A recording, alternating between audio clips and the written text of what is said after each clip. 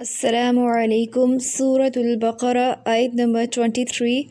رب اشرح لی صدری ویسر لی امری واحلل عقدۃ من لسانی یفقہوا قولی۔ اعوذ باللہ من الشیطان الرجیم، بسم اللہ الرحمن الرحیم۔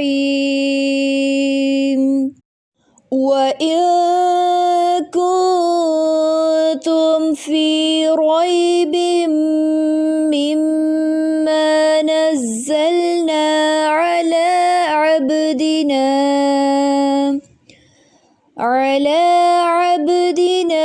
فَأْتُوا بِسُورَةٍ مِّن مِّثْلِهِ وَادْعُوا شُهَدَاءَكُم مِّن دُونِ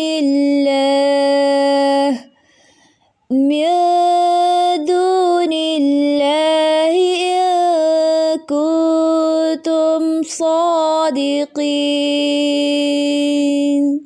ترجمہ: اور اگر تم اس قرآن کے بارے میں ذرا بھی شک میں ہو جو ہم نے اپنے بندے محمد صلی اللہ علیہ وسلم پر اتارا ہے تو اس جیسی کوئی ایک صورت ہی بنا لاؤ، اور اگر سچے ہو تو اللہ کے سوا اپنے تمام مددگاروں کو بلا لو۔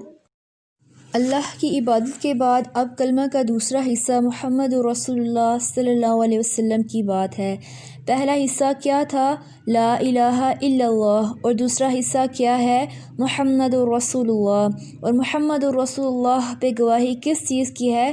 کتاب کی۔ وَإِن كُنتُم، اور اگر ہو تم، فی ریب، کسی شک میں، مما، اس چیز کی طرف سے، نزلنا، جو نازل کی ہم نے۔ کون سی چیز نازل کی اللہ نے؟ قرآن مجید۔ اگر تمہیں اس بات میں کوئی شک ہے کہ یہ کتاب ہم نے اتاری ہے علی عبدنا، اپنے بندے پر، اب چونکہ پیچھے عبادت کی بات ہوئی نا، تو اس پہ یہاں محمد صلی اللہ علیہ وسلم کہنے کے بجائے کیا فرمایا گیا؟ عبد کہا گیا، ورنہ سورہ محمد میں آتا ہے وَآمِنُوا بِمَا نُزِّلَ عَلَى مُحَمَّد، وہ ایمان لائے جو محمد صلی اللہ علیہ وسلم پر نازل کیا گیا ہے۔ تو معزز سامعین، تو یہاں پر محمد صلی اللہ علیہ وسلم لفظ کے بجائے کیا فرمایا گیا؟ عبد۔ کیوں کہا گیا عبد؟ کیونکہ پچھلی آیت میں عبادت کی بات ہوئی، تو اس سے معلوم ہوا کہ سب سے بہترین عبادت کس نے کی؟ محمد صلی اللہ علیہ وسلم نے کی تھی۔ کیسی تھی آپ صلی اللہ علیہ وسلم کی عبادت؟ نمازیں کیسی تھی؟ رات کا ایک بڑا حصہ نماز میں گزارتے، پاؤں سوج جاتے۔ آپ صلی اللہ علیہ وسلم سے کہا گیا کہ اللہ نے آپ صلی اللہ علیہ وسلم کے اگلے پچھلے سارے گناہ معاف کر دیے ہیں، پھر کیوں آپ صلی اللہ علیہ وسلم اپنے آپ کو اتنا تھکاتے ہیں؟ تو آپ صلی اللہ علیہ وسلم کا جواب کیا ہوتا؟ فَلَا أَكُونَ عَبْدًا شَكُورًا، کیا میں اللہ کا شکر گزار بندہ نہ بن جاؤں؟ اتنی نعمتیں اس نے مجھے عطا کی ہیں، میں شکر نہ ادا کروں؟ معزز سامعین، ہماری عبادت کس لیے ہوتی ہے؟ مزید کچھ لینے کے لیے۔ اور نبی کریم صلی اللہ علیہ وسلم کی عبادت کس لیے تھی؟ شکر گزاری کے لیے تھی، شکر گزاری کے طور پر، یہی عبادت ہے۔ یہاں ان کو عبد کہا گیا ہے، اور عبادت کا وہی طریقہ پسندیدہ طریقہ ہے جو نبی کریم صلی اللہ علیہ وسلم کا طریقہ ہے۔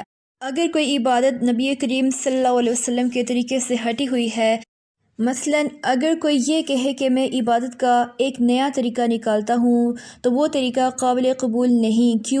کیونکہ وہ اللہ پاک کے بتائے ہوئے طریقے کے مطابق نہیں ہے۔ اللہ کا بتایا ہوا طریقہ کس کے طریقے سے ہمیں پتہ چلتا ہے؟ نبی کریم صلی اللہ علیہ وسلم کے۔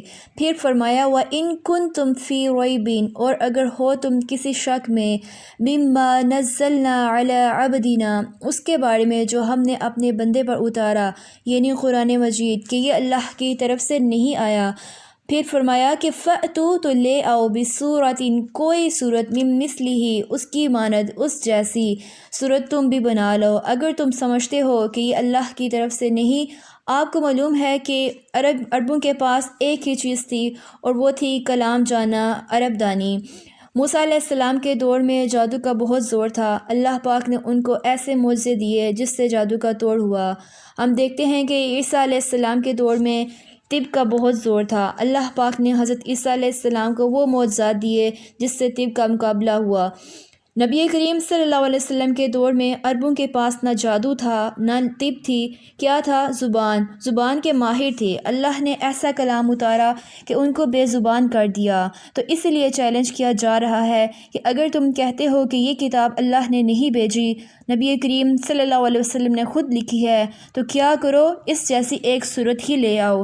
لیکن ایسی کوئی چیز وہ نہ بنا سکے، کچھ بھی نہ لا سکے، اور لوگوں نے کوششیں بھی کی لیکن کوئی بھی قرآن کریم جیسی چیز نہ لا سکا، کیونکہ اس کے اندر جو الفاظ کا انتخاب ہے اور جو ترتیب ہے، جو اس کا سٹائل ہے اور جو ترکیب ہے اور جو اس کے اندر آپس کا ربط ہے اور جو اس کے اندر پیشن گوئیاں ہیں، جو احکامات ہیں اور جو خوبصورتی ہے کہ پڑھ کر انسان کا دل نہیں بھرتا، اس لیے ان کو چیلنج کیا گیا کہ تم بھی اس کتاب جیسی کوئی چیز لے آؤ۔ وَادْعُوا شُهَدَاءَكُمْ، اور بلا لو اپنے گواہوں کو، اپنے مددگاروں کو، اپنے سپورٹرز کو۔ خود نہیں کام کر سکتے تو اوروں کو بھی لے آؤ، یا یہ ہے کہ بہت سے اپنے سپورٹرز اکٹھے کر لو، من دون اللہ، بس اللہ کو چھوڑ دو، اللہ کے علاوہ جس کو چاہو اپنی مدد کے لیے بلا لو۔ ان کنتم صادقین، اگر تم سچے ہو، کس بات میں؟ اپنے اس دعوے میں۔ کون سا دعویٰ؟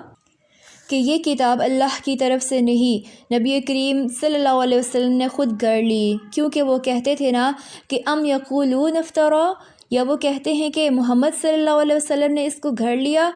قل فأتوا بسورة مثلہ، اگر تم یہ سمجھتے ہو تو اس جیسی ایک صورت لے کر آؤ، ان کنتم صادقین، اگر تم سچے ہو۔